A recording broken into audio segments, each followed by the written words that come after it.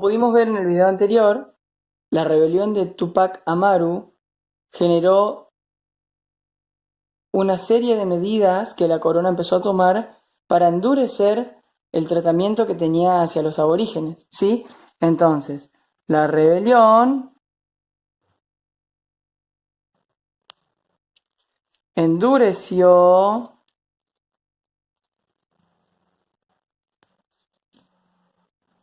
el trato hacia los aborígenes. ¿Por qué será esta situación así? Naturalmente porque la corona española no quería que vuelva a suceder lo mismo que sucedió con la rebelión de Tupac Amaru. ¿Y qué pasó con este endurecimiento? ¿En qué consistió? Bueno, básicamente consistió en profundizar la división del trabajo que existía en el año 1700 aproximadamente, sí, que venía ya desde la conquista. Y esta división del trabajo con respecto de españoles y aborígenes se daba de tres maneras diferentes. La primera, como pueden ver aquí, ejemplificada con esta hermosa cajita, era la encomienda, ¿sí? ¿Y en qué consistía la encomienda? Bueno, a un conquistador que era dueño de muchas tierras, le decían, te vamos a dar un grupo de aborígenes, de 50, de 100 aborígenes, para que vos los eduques en la fe, ¿sí? Tenían que evangelizarlos, aunque no era ir a catequesis esa evangelización, sino que era una evangelización dura, una evangelización difícil, una evangelización donde era por la fuerza, ¿sí? Donde tenían que renunciar a su cultura los aborígenes para aceptar la religión de España. Entonces, era eso, le daban ese grupo de aborígenes y el español tenía que educarlos y darles de comer.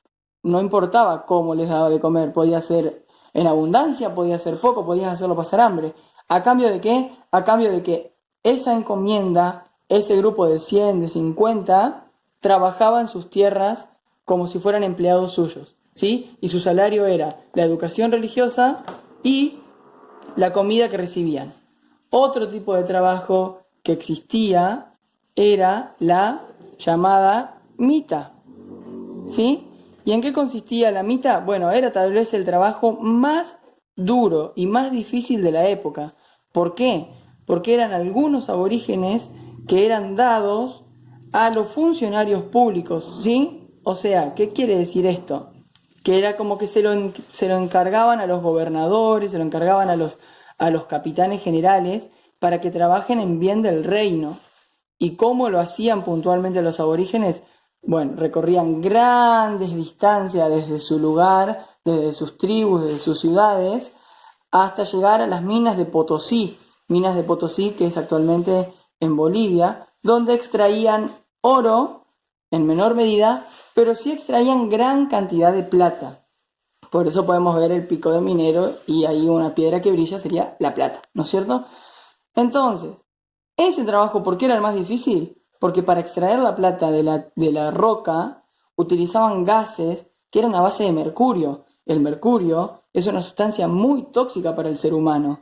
Pero, como no lo hacían los españoles abusaban de este trabajo en base a los aborígenes y los mandaban. Los aborígenes morían en las minas a causa de la contaminación en los pulmones por el mercurio o de los derrumbes que se ocasionaban, ¿sí? Y por último, la otra división de trabajo que se profundizó fue la llamada yaconazgo. Y esta división tiene algo en particular. Y esto que tiene en particular es que era una división de trabajo propia de los incas.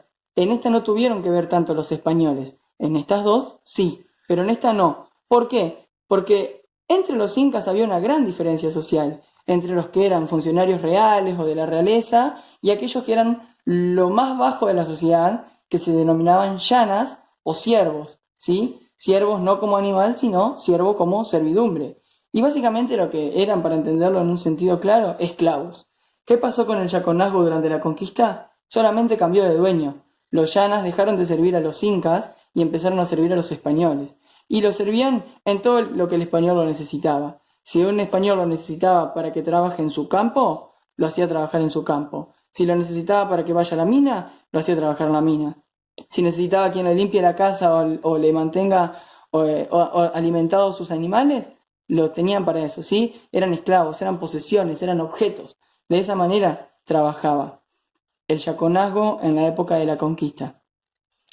Estas situaciones generaron que se establezca definitivamente el orden social de la época, es decir, la jerarquización social, yendo de lo más importante a lo menos importante. Naturalmente, ¿qué teníamos en la cima de esta cadena, de esta pirámide, de este orden social?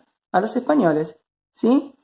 Eran los grandes caballeros que accedían a los puestos públicos, que podían ser virreyes, que podían ser funcionarios reales y que solamente se dedicaban a esto y tenían las mayores fortunas de la época.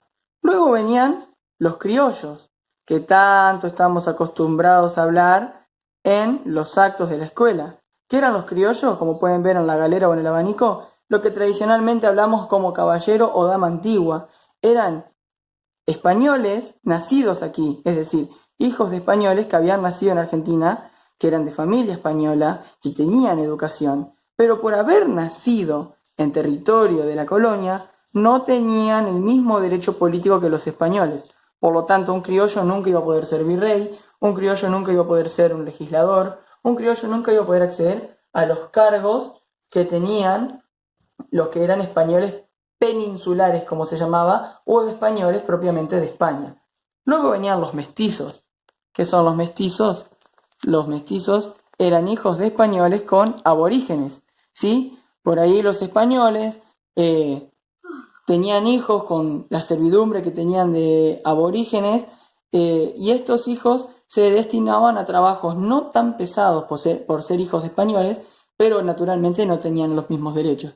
Por ejemplo, el tradicional farolero de la época, ¿sí? Era un mestizo, ¿sí? Luego venían los africanos, traídos directamente, como indica su gentilicio, desde África en barcos negreros. ¿Y a qué venían los africanos? Venían a ser esclavos, ¿sí? Eran vendidos como posesiones. Pero los africanos tenían un poco más de, por decirlo de una manera, importancia en la colonia que lo que veíamos anteriormente con el yaconazgo. ¿Por qué? Porque el africano era un poco más maleable para el colonizador. El colonizador lo podía convencer un poco más, era un poco menos rebelde, porque ya había sido sacado de su tierra, ¿sí? Por ahí a los aborígenes todavía les quedaba este dolor de que era su tierra la que tenían, era su tierra la que perdieron. En cambio, los africanos ya habían perdido eso, y muchas veces se destinaban a trabajos como el de ser mayordomos en sus propias casas. Imagínense si habrá sido cómoda la sociedad colonial, que a veces los mismos esclavos hasta bañaban a sus dueños, ¿sí? Los dueños se sentaban en las tinas y eran los esclavos los encargados de fregarlo, de bañarlo, de dejarlo limpio, de vestirlo, ¿sí? Se levantaban antes para que tengan el desayuno, se levantaban antes para que tengan el agua, para poder vestirlos. Luego venían los mulatos. Mulatos eran hijos de africanos con españoles, ¿sí? Podemos ver que los españoles tuvieron hijos entre ellos, que eran los criollos, hijos con aborígenes, mestizos, hijos con africanos, mulatos, ¿sí? Por eso ya empezamos a ver acá la gran mezcla de etnias, la gran mezcla de razas que hay en Argentina misma, ¿sí? Y los mulatos es lo que tradicionalmente vemos como vendedores ambulantes, aquellos que vendían locro, aquellos que vendían empanada, aquellos que vendían vela, aquellos que vendían agua, que vendían leche. Todos esos trabajos estaban básicamente destinados a los mulatos. Y en el último estrato social aparecían los zambos, ¿sí? Que zambos es una, por así decirlo, una etnia propia de América Latina, porque eran hijos de africanos con indígenas, con aborígenes. ¿Y a qué se dedicaban los zambos? Básicamente eran, igual que los africanos, esclavos. Pero la diferencia es que, como ya lo dije, El africano tenía esta cuestión de que al ser extraído de su tierra había perdido un poco el impulso de la pelea, lo podían tener adentro de la casa, lo podían tener como mayordomo, como mozo, ¿sí? El sambo por ahí estaba criado por un africano y también por un aborigen, entonces ese instinto de ser dueño de la tierra lo tenía, esa necesidad de luchar por algo propio también la tenía. Por lo tanto, eran destinados a los trabajos más pesados de la colonia, sobre todo en nuestro virreinato, que consistía en trabajos de campo, en trabajos donde tenían que pasarse todo el día sembrando, arando, cosechando, ¿sí? Para que a los demás estratos sociales no les faltara nada de los insumos necesarios. Entonces, la rebelión de Tupac Amaru endureció el trato hacia los aborígenes, profundizando aún más la división del trabajo existente. Los tres tipos que existían de parte de la corona española hacia los aborígenes, principalmente con el imperio inca, eran la encomienda, la mita y el yaconazgo. Lo que hizo este endurecimiento y esta profundización fue establecer definitivamente el orden social de la colonia, es decir, españoles en la cima, seguidos por criollos, venían en un tercer lugar mestizos, luego los africanos, en quinto lugar los mulatos y por último los zambos o negros zambos, como se les decía. Entonces, de esta manera podemos ver cómo se estableció la sociedad hacia la época de la colonia.